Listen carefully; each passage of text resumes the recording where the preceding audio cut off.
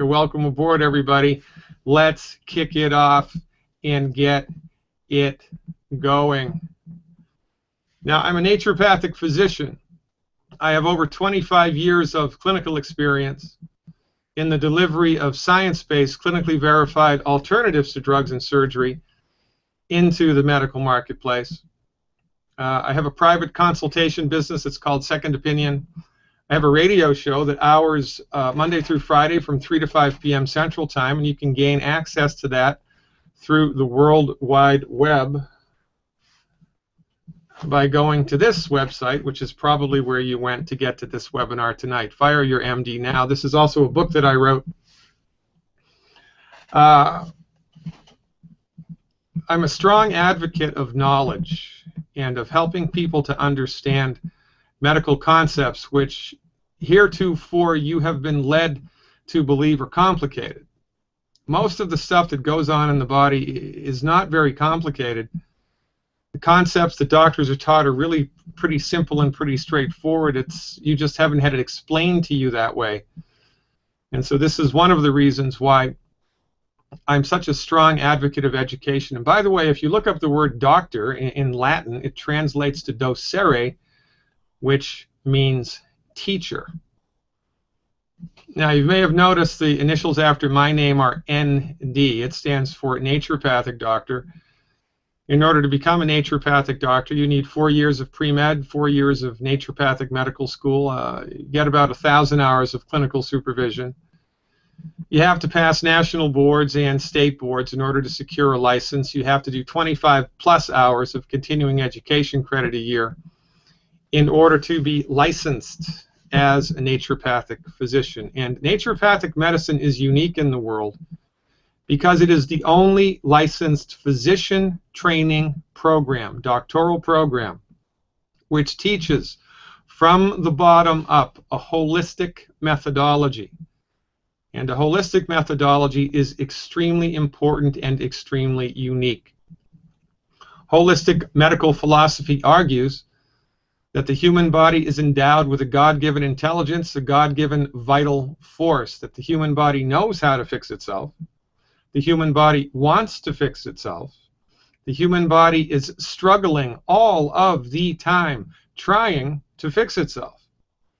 It's the naturopathic physician's job to deliver science-based, clinically verified therapeutics to people, the intention of which are to support and promote your body's ability to fix itself. Now, part of this deal with holistic medicine is we need to give the body nutrition. And we're big advocates of holistic medical nutrition. And if you're interested in holistic medical nutrition, you should go into the archives of my website. If you're a guest, if you were invited here tonight by someone, have them send you an archived webinar that I've done concerning the 90 essential nutrients. We're big advocates of nutrifying the body appropriately because, quite frankly, it's impossible to get all of the nutrition that the body needs from food. You just can't do it. Now, in addition to nutrifying the body, we also advise people to stop eating stuff that's gumming up the works. And herein lies the subject matter for tonight's webinar. 10 foods you should absolutely, positively never, ever look at, let alone eat. And I'm going to walk us through each and every one of them right now, starting with everybody's favorite, whole grains. Wheat, barley, rye, and oats are 4 of the worst foods you could ever possibly hope to eat. And I want you to consider something as we're talking about this information tonight, as we're going down the track here tonight. We have let the people who make the food tell us which food is healthy. And we have let MDs, physicians, MD physicians, who have no training, no experience, no respect, and no appreciation for medical nutrition, tell us which foods to eat. Quite frankly, we've taken the wrong dog to the hunt. if you want advice about which foods are healthy for the body and which foods are unhealthy for the body, well, you've come to exactly the right place, because the naturopathic medical profession exists to answer these questions. This is our domain. If you want to know which chest spreaders to use and which anesthesiology machine works the best and which heart-lung machine works the best, if you want to know which scalpel and which suture material works the best, then talk to Dr. Oz. That's Dr. Oz's domain. If you'd like to know about science-based, clinically verified alternatives to drugs and surgery with an emphasis on medical nutrition, you want to talk to us, naturopathic physicians. So let's get into it without any further ado. 570 people now in the house. Welcome aboard, everybody. Does my heart good to see so many people from all over the world huddling around this campfire. The problem with wheat, barley, rye, and oats is the protein in the grain. The protein in the grain is called gluten. Gluten is a collective term for the protein that's found in wheat, barley, rye, and oats. Gluten is the stuff that makes flour from wheat, barley, rye, and oats rubbery and flexible. It's the gluten which acts like glue, pun intended, and gives the dough elasticity, gives the flour elasticity. This is one of the reasons why it's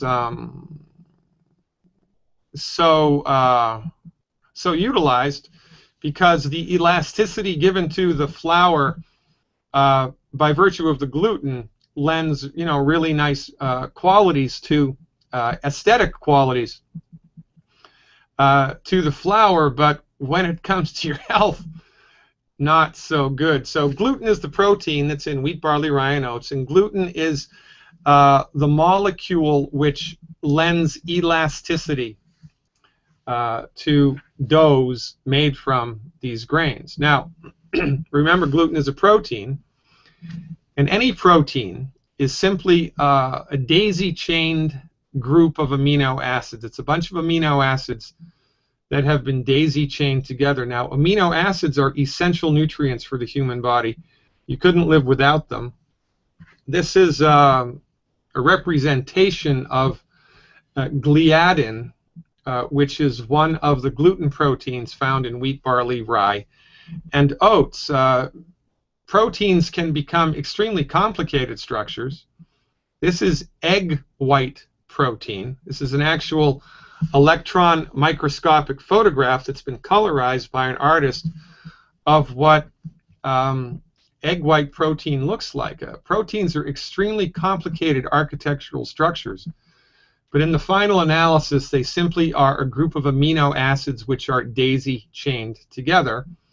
And it's the stomach's job, it's the acid in the stomach's job to break the bonds that keep the amino acids together, liberating the amino acids, which is a good idea. It's very similar to if you had a string of pearls and you broke the string and let all the pearls go. Well, that's what the stomach attempts to do with any protein that finds its way into the stomach. The stomach's job is to break the bonds which keep the amino acids together, liberating the amino acids, because this is why you need to eat protein, to get the individual amino acids, and this has to happen inside the stomach. The only problem is the chemical bonds that exist in wheat, barley, rye, and oat protein are extremely hard to break. Here's a little overview of the human digestive tract. Let's take an amble through the human digestive tract, shall we? That's the liver. That's the little gallbladder hiding underneath the liver. This, of course, is the stomach, and it's the stomach's job to break the proteins apart into their constituent amino acids. This is the colon, or the large intestine. This, by the way, is the appendix, a little appendix hanging down there. And what we need to talk about tonight, what we need to focus on, is this part of the anatomy right here, the small intestines. The small intestine's job is to absorb nutrients that you have just eaten, that your stomach has just digested, hopefully, into your bloodstream. Now, this is what the small intestine looks like if you were to cut it in half. It's a tube populated with millions of tissue called villi. And you see on the left-hand part, it looks like a plush rug inside of the intestinal tract. Well, if you zoom in on that, on those protruding structures inside the intestinal tract, they're called intestinal villi. And it is the job of the intestinal villi to absorb the molecules of food that you have just eaten and bring them into the bloodstream. That's the job of the intestinal villi. It's the job of the stomach to dissolve everything that you just swallowed into a liquid. The stomach is basically a big bag of acid, And when everything is working the way that nature intended it to, the acid in the stomach dissolves whatever it was that you just swallowed into a liquid. The liquid passes then into the small intestine, and the little villi in the small intestine absorb the molecules and bring them into the bloodstream. And that's how we get nutrition into the body, through the intestinal villi. It's fascinating, actually. The problem here, however, is the gluten protein in wheat, barley, rye, and oats is virtually impossible for the stomach to digest. Here it is again. This is one of the proteins, gliadin, one of the proteins. And remember, the stomach is like a bag of acid, and it's the stomach's job to chop the amino acids up, to break the bonds, break the chemical bonds in the amino acids, liberating the individual consistent amino acids. But the acid in the stomach can't do that. So rather than having individual amino acids now trying to be absorbed by the intestinal villi, you don't. You have an entirely intact, long, complicated architectural protein that the villi try to absorb. And that leads to nothing but trouble. When the intestinal villi attempt to absorb an undigested protein, they become destroyed. The villi become destroyed. Now, is that good or is that bad?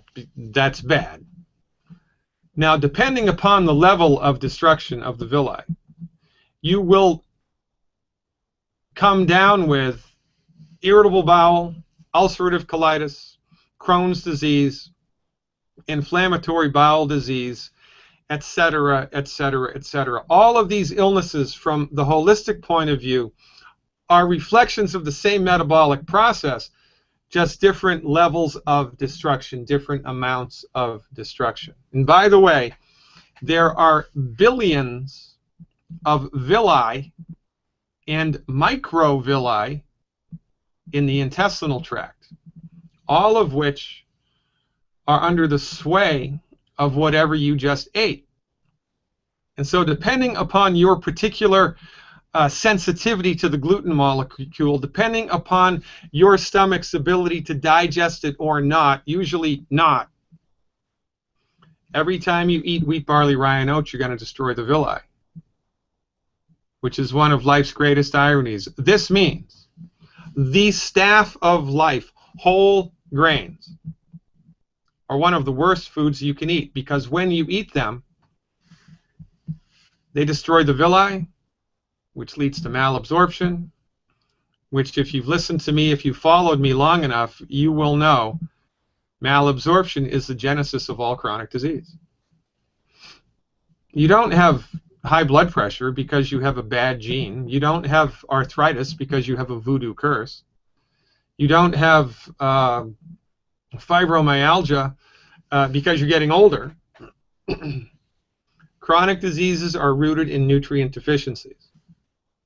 Period. Your body has run out of the nutrition it needs in order to optimize its structure and function. No different than your automobile. If your automobile runs out of oil, the engine seizes. Is there anything wrong with the engine? No. You just ran out of oil. Well, it's the same with the human body. If you need 90 essential nutrients, which you do, and you eat whole grains for breakfast, lunch, and dinner, the whole grains destroy your bodies or interfere remarkably with your body's ability to absorb nutrients. And if this information is compelling to you, just this information about wheat, barley, rye, and oats can save people's lives. I have a free video. It's on my website called Against the Grain. I recommend that you send it to everybody in your life because everybody needs to stop eating wheat, barley, rye, and oats. But nobody does. And if you'd like to prove it to yourself, by the way, there's no amount of lab work that can dial in specifically whether or not you have a problem with gluten, because from our point of view, the problem here is not an allergic condition. It is not an allergy. It's a mechanical problem. It's a mechanical destruction that's happening, which is separate and distinct from an allergic reaction. We recommend everybody march quickly towards gluten-free land. And if you'd like to prove it to yourself, if you really just can't wrap your head around the notion that whole grains are bad for you, then my recommendation, become gluten-free, 100% gluten-free for 14 days in a row. 14 days in a row. And then on day 15, all I want you to do is eat gluten. Have pancakes for breakfast, cereal for lunch, a sandwich, a bagel, cookies, crackers, pizza, pasta. Go crazy for gluten on day 15 and tell me how you feel.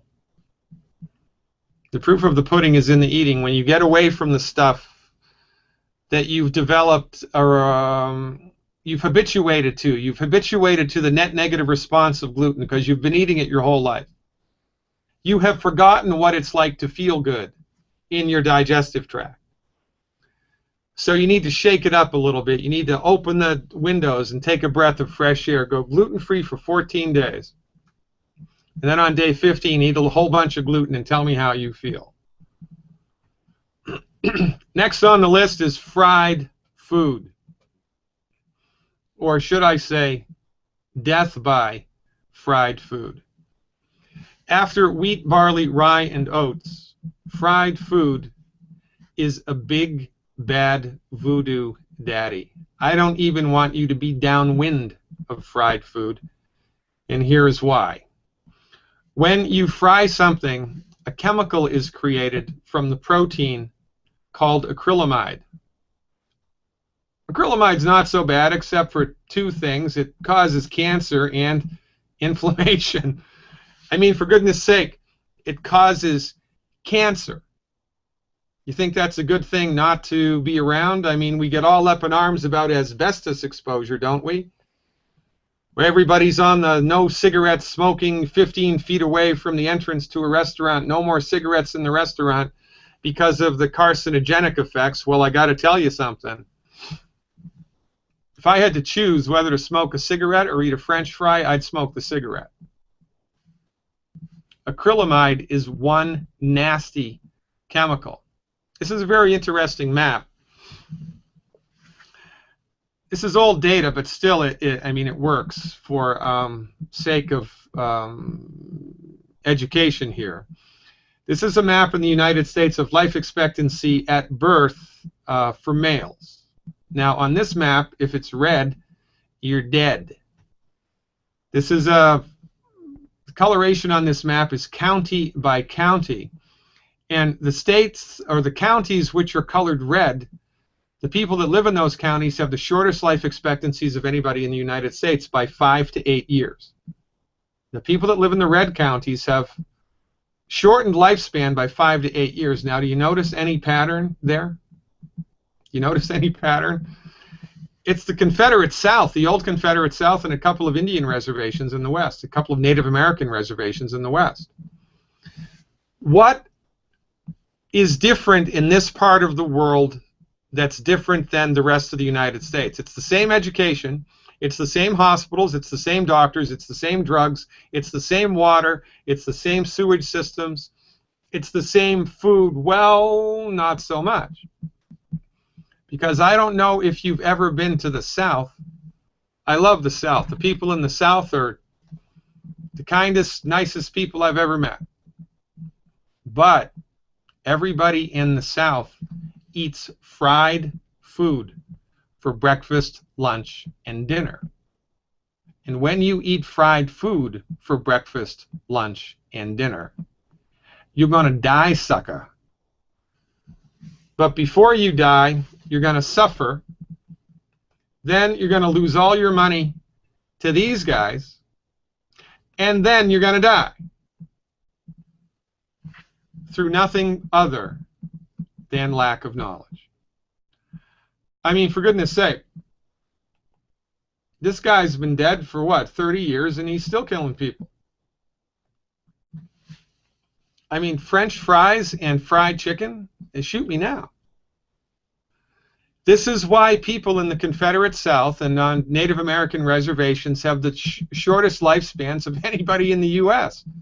It's because of fried food consumption and the acrylamides. Fried food literally will shorten your life. It will kill you. It will kill you slowly. Look, you stop smoking cigarettes. That's a good thing.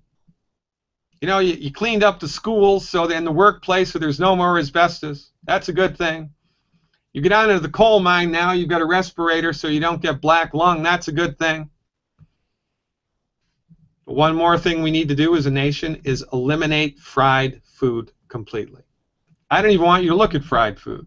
Zero tolerance for anything fried. I do not care what it is. If there is fried in the label, fried rice, stir-fried organic vegetables harvested by Trappist monks under a full moon while they're chanting, I don't care. It's fried. You're going to die. Don't eat it. Unless, of course, you want to shorten your lifespan, then go for it. My people are destroyed by lack of knowledge. By the way, who told you to eat this stuff? People that make it. That's who told you to eat it. Now, here we go. Everybody's favorite olive oil. In addition to fried food, olive oil is a bad substance. It is a bad substance for human consumption. Why did we get on the olive oil kick in the first place? Remember what started that? It was the Mediterranean diet, right? Researchers went around the Mediterranean and they saw that people who lived on the coast of the Mediterranean had significantly longer lifespans than people that lived inland. And they figured, well, it must be what they eat. So what do people in the Mediterranean coast eat? Because they live longer. That's the whole deal of the Mediterranean diet. You're supposed to live longer. Well, they eat fish, nuts, vegetables, cheese, whole wheat bread, red wine, and olive oil. Because of their inclusion of olive oil in the Mediterranean diet, because of the inclusion of olive oil in the Mediterranean diet, the world went crazy. The horse was out of the barn, and the world went crazy for olive oil. It didn't hurt that Dr. Oz said it's a great thing to eat. It didn't hurt that the olive oil industry said it's a great thing to eat. Everybody took that ball and ran with it, and nobody studied the data except my colleague, Dr. Wallach. Nobody took into consideration the Sardinian variable. Now, here's a map of the Mediterranean. You see there's Spain and Gibraltar and North Africa. And way over in the right-hand corner is Italy. And there's a little island off the northwest coast of Italy right there called Sardinia. Now, as far as longevity is concerned, the Sardinians were the longest lived people in the Mediterranean by another 5 years. They lived 5 years longer than the people on the coast who followed the Mediterranean diet. The only difference between the Sardinian diet and the diet of the people who lived on the coast is the Sardinians hated olive oil.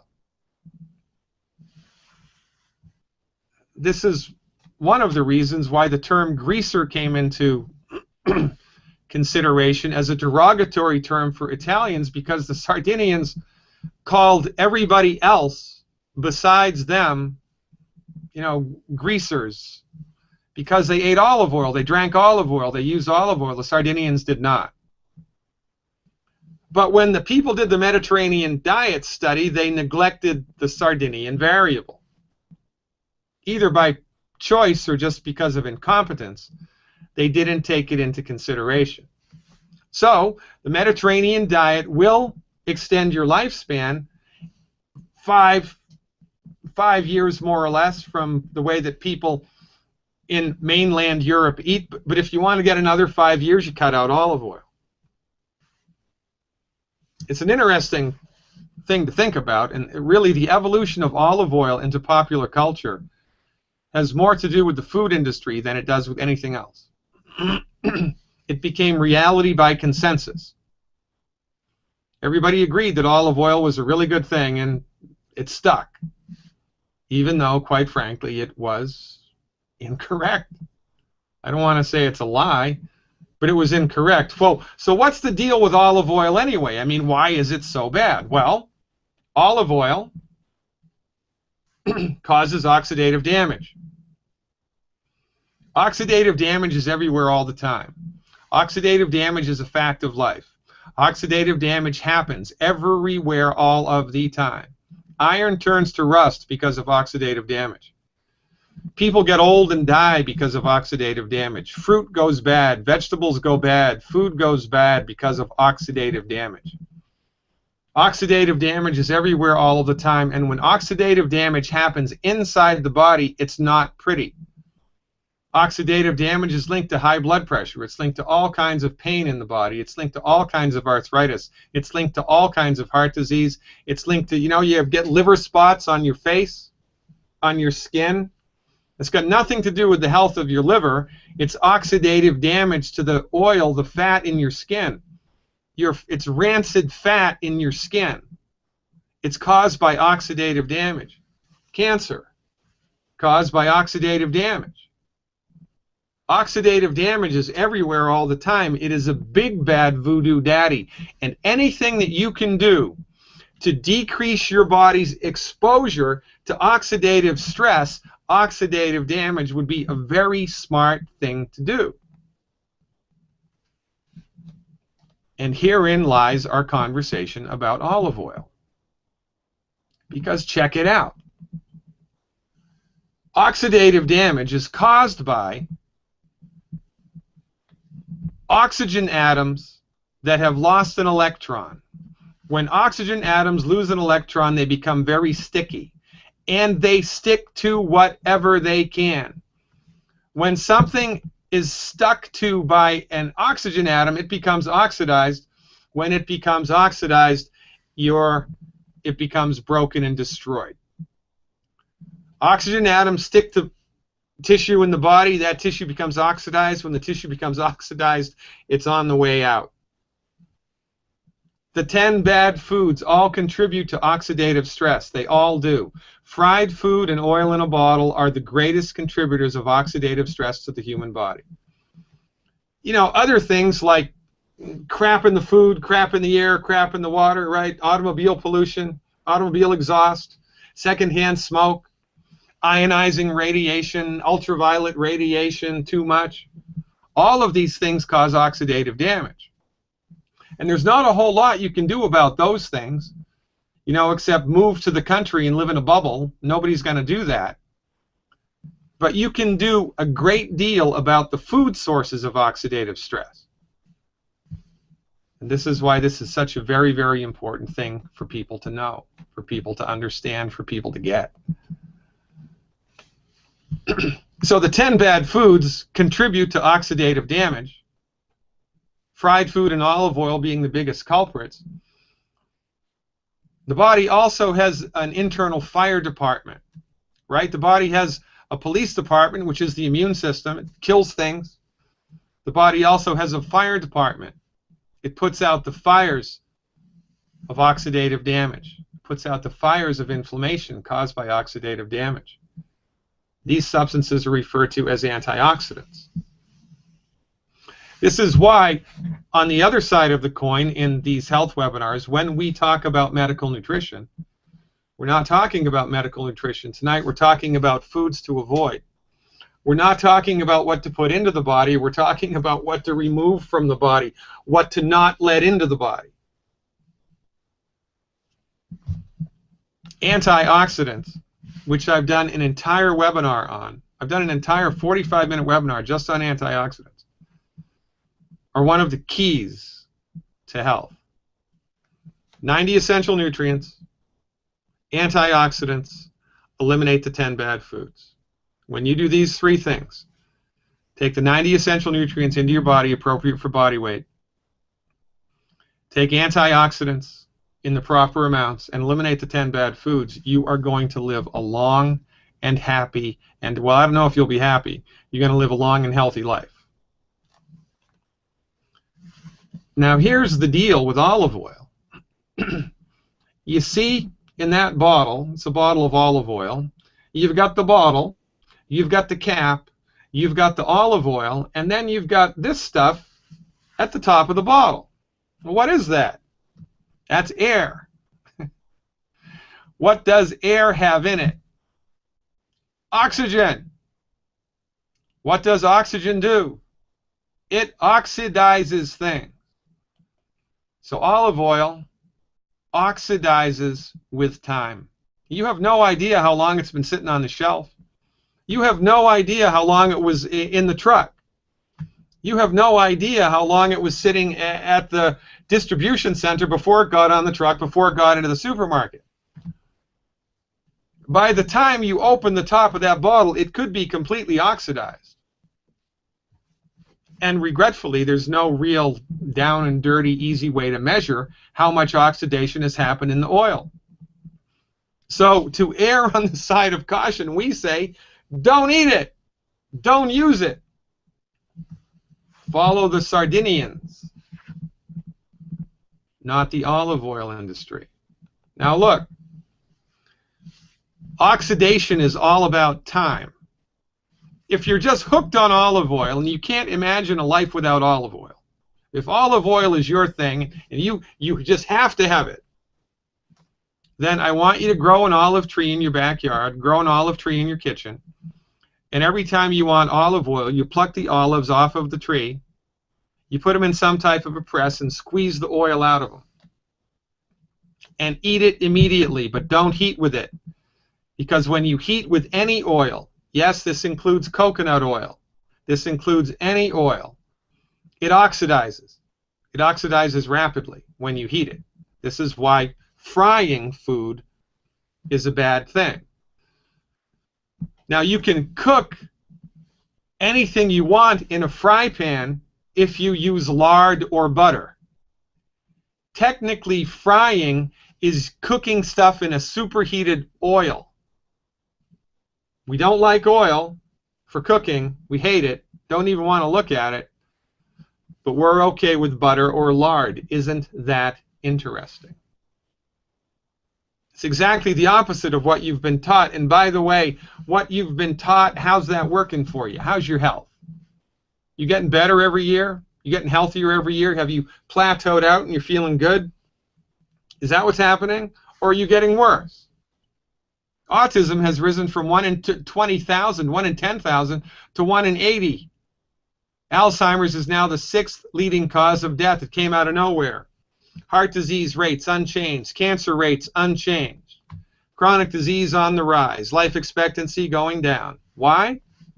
Because we've taken advice from the wrong people about what to do for health. Period. Your MD is the last person to go to for advice about health care. If you've got a bleeding artery or a broken bone or a nasty parasite, they're exactly the person you want to see. But if you want to optimize the structure and function of the human body, you need to visit a naturopath who has a clue. Gee, I wonder where you could find somebody like that. Now, if you don't follow this advice, if you use olive oil that's in a bottle, you're going to be pouring free radicals into the body, which are going to oxidize tissues in the body. It's only a matter of time before you die. But remember, before you die, you're going to suffer. You're going to lose all your money to the MDs with their ineffective, nonsense, ridiculous, archaic, dangerous treatments. And then you're going to die. I mean, death is inevitable. Suffering is optional. You tune your car up. You make sure it has all the right fluids. You wouldn't put diesel fuel in an unleaded engine. But you eat whatever you want and you drink whatever you want with feeling that you're Superman or Superwoman. And honestly, it's not your fault. It's your doctor's fault. Your doctor's the person that's supposed to be in charge of your health, but they have dropped the ball. Follow our advice. You stand a very good chance of living long and prospering. Next on the 10 bad food list, carbonated beverages. What's wrong with a carbonated beverage? Well, I'm so happy that you asked. Carbonated beverages, the bubbles in anything carbonated is carbon dioxide. What does carbon dioxide do? It neutralizes stomach acid. Is that a good thing or a bad thing? That's a bad idea. Your stomach acid wants to be acidic. When you neutralize the stomach acid, your stomach cannot digest the stuff that you just ate. Remember, it's your stomach's job to turn everything into a liquid mush, to chemically dissolve everything. Well, if the stomach acid has just been neutralized by carbon dioxide, it can't do that. So one of the worst things anybody can do is wash down a meal with anything that has bubbles in it. I don't care if it's club soda or Perrier, soda pop, ginger ale, beer, champagne, I don't care. If it's got bubbles in it, you should not drink it before or with a meal. If you do, you're just going to get empty calories, and you're going to accentuate nutrient deficiencies, malabsorption. This time the problem is that your stomach just couldn't chop the food up the way that it needed to. So even if the villi are intact in the intestinal tract, they can't absorb it because the stuff is too big for the villi to absorb. It passes through and you eliminate it. So washing down lunch with a Coke or anything that has bubbles in it is a fool's errand. And it will accelerate your nutrient deficiencies, guaranteed. Well done red meat and crunchy potato skins, yum yum. Well, sorry, not so much. Now the emphasis here is on well done red meat and the skins of a baked potato, yam or sweet potato. Has to be baked or fried, quite frankly. Well done red meat and the crunchy skins of baked potatoes, baked yams, and baked sweet potatoes contain a nasty chemical called a heterocyclic amine. Heterocyclic amines cause cancer. Now, meat is not the problem. The potato is not the problem. It's how it's cooked. You want to eat meat, have it rare or medium rare. You could have it raw, but for goodness sake, don't do that because that's just gross. Rare or medium rare is the way to go. And if you want to have a potato, do like my Irish ancestors did, don't you know, and just boil it up. Boil it up, laddie. Tastes great. You can boil a potato, you can stew a potato, you can crock pot a potato, yam or a sweet potato. And when you do that, the skins are perfectly fine for you. But if you bake them, you're going to die. But first you're going to suffer, then you're going to go bankrupt, and then you're going to die. And it's the same for meat. It's not the meat, it's how it's cooked. And it's what's in the meat. Nitrates are added to meat as preservatives. When a nitrate is heated, it turns into a nasty chemical called a nitrosamine. And guess what a nitrosamine does? It causes cancer. It causes inflammation. It causes oxidative damage.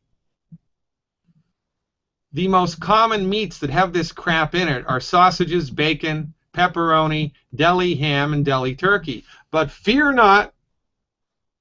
Have no fear. The naturopath is here.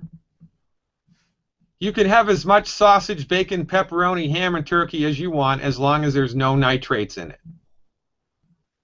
You got to be a smart shopper. You got to get knowledge. You have to empower yourself with the right stuff. You have to know what's going on so you don't die needlessly.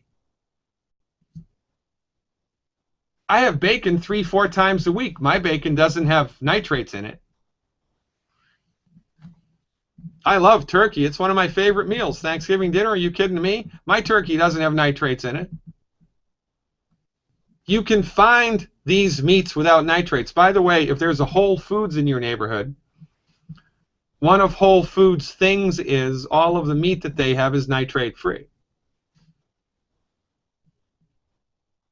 So get a clue and make a big difference in your life moving forward. This is the list, right? Wheat, barley, rye and oats, oil in a bottle, fried food, a carbonated drink with a meal. Don't look at them, let alone eat them. Stop eating them. Well done red meat. Stop it. Bad dog, no biscuit. Meat with nitrates. And the skins of baked potatoes, yams, and sweet potatoes. Stop it. Don't do it. These things are hurting you slowly. You know, it's like that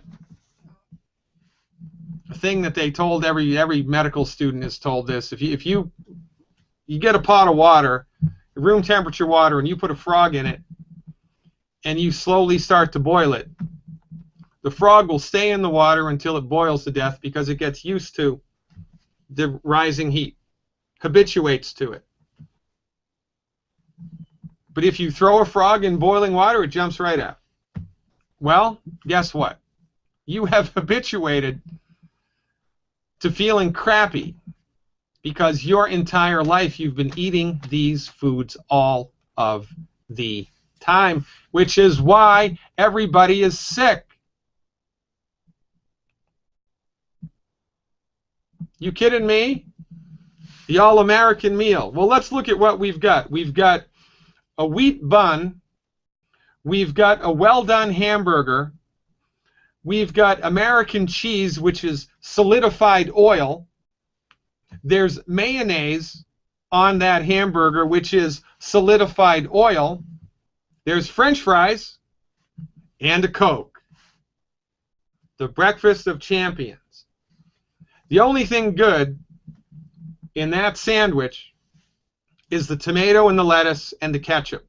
The tomato and the lettuce and the ketchup. That's it. And maybe the ice that's in the glass of Coke. But nobody knows this. I mean, you wouldn't feed your child arsenic. You wouldn't feed your child bugs. You wouldn't feed your child, you know, milk that had gone sour. But you're only too happy to give him French fries. You're only too happy to give him fried chicken. Only too happy to let him have a Coke as long as it's a Diet Coke. It's nonsense. My people are destroyed by lack of knowledge. This is our gross national product. Unbelievably bad health generated by a medical profession that is not concerned with what causes disease, a medical profession that does not practice health care, a medical profession that practices disease management in a profit-based system, exclusively using drugs and surgery to manage the problem, not to cure the problem. And we take advice on what to eat from the people who make the food. Everybody is sick. And this is half of the reason why. Now, we exist as a grassroots coalition of the informed through the agency of the Longevity Corporation. Longevity is an international, United States-based international nutritional supplement network marketing company, the intention of which is to grow a grassroots coalition of the informed. People who, like you, are sick and tired of being sick and tired. They don't know what to do. They know there must be a better way. And we in Longevity bring to the marketplace information about science-based, clinically verified, holistic medical solutions, the intention of which are to support and promote your body's ability to fix itself. And that beats a poke in the eye with a sharp stick. Now, there are two ways you can work with Longevity. You can work with Longevity as a customer. You can work with Longevity as a member. And if you join Longevity as a member, we will show you how to make yourself wealthy while you're making your relatives and everybody in your community healthy. Every army needs to be paid. We're a non-militant education army whose mission is to end human suffering and to change the way that medicine is disseminated in the free world. Quite frankly, it's not too lofty a goal, is it? If you stick around Longevity long enough, you will see testimonials that will bring you to tears. Now, Longevity is a grassroots coalition. It's a coalition of the informed. It's a network business. And there are different distributors all around the world with their own unique positions inside the company. If you were brought to this webinar by a member of Longevity and you're interested in what we talk about and you would like to know more, get with the person who brought you here and have them show you what Longevity is up to. Have them show you the health opportunity. Have them show you the business opportunity. They'll dial it right in for you. And if you found us on your own, if you came to this webinar because of a YouTube hit, or you were listening, you were browsing the internet and found the radio station, if you came to us on your own and you'd like to learn more, just go to drglidden.com and follow the links, and someone from my team will get with you and show you the ropes. Now, as a member of my, regardless of which Longevity group you're with, it doesn't matter which Longevity group you are with, you can gain access to something on my website called an insider subscription. And as a member of my insider group, as a subscriber to my insider stuff, it's $20 a month, by the way, cancel at any time. If you buy a year, we give you 2 months free. You get access to over 100 hours of archived health webinars. Yeah, I have introduction to Longevity webinars. I have health webinars. Here's a short list. Calcium, healthy blood sugar, lupus, high blood pressure, food allergies, how to detox, cholesterol, myth busting. Did you know that there's no relationship between cholesterol and heart disease? Did you know that? Did you know that salt is a very important thing to take? And if you're on a salt-restricted diet, you're going to die? I have information, archived information, health webinars that literally have saved lives. Well, as an insider, you have access to all of this stuff.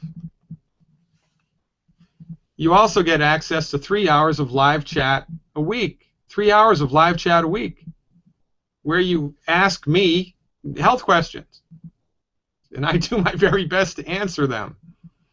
We also have business training. If you're interested in promoting Youngevity's message and making a reasonable income by doing so, we can help you do that.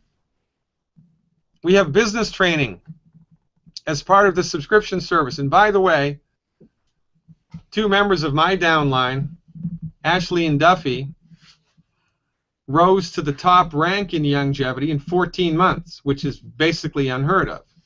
You want to know how they did that? Well, it's in the business training. There's no secret here. There's a method. There's a simple method, a simple system. And we teach you how to do it as part of the Insider subscription for $20 a month. And anybody that's in Youngevity can do this, and everybody should do this. Because using the stuff that I have will help you expose people in your life to this message. And by the way, if you're a subscriber and there's somebody in your family that has arthritis, and you try to tell them that you can help them and that you know what to do to support and promote healthy bones and joints, they're going to look at you like you have 3 heads. But as a subscriber, you can go into your subscription and send them a link to the webinar that I did on arthritis. They don't have to have a subscription to watch it. You email it to them, they watch the webinar, and their minds expand. And then they want to take a test drive. That's the wonderful thing about Youngevity, because when people try it, they love how they feel. It's like never fail fudge. The Insider subscription service that I offer forwards your ability to have a successful Youngevity business. It's a great tool. I mean, we stand on our laurels. The proof of the pudding is in the eating. I've got DVDs if you're technologically challenged and you don't really know what the heck is up with the internet yet. I have DVDs, 2 sets of DVDs that have health topics. You can lend them to people in your life.